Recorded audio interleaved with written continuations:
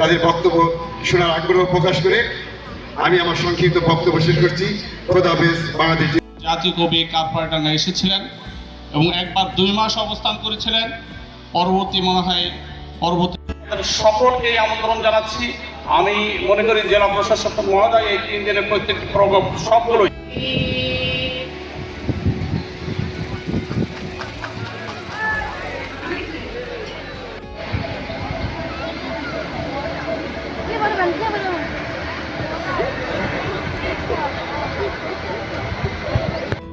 ইবাদত করো, যিনি সব থেকে তোমাদের এসেনশিয়াল জিনিসগুলা, প্রয়োজনীয় জিনিসগুলা তোমাদেরকে দিয়ে এই পৃথিবীতে সুন্দরভাবে বাঁচিয়ে রেখেছেন সেই মহান রব্বুল কৃতজ্ঞতা প্রকাশ করি এবং কাজী নজরুল ইসলামের জীবনকে ঈশ্বরের আশীর্বাদ হিসাবে আমরা উদযাপন করতে পারি।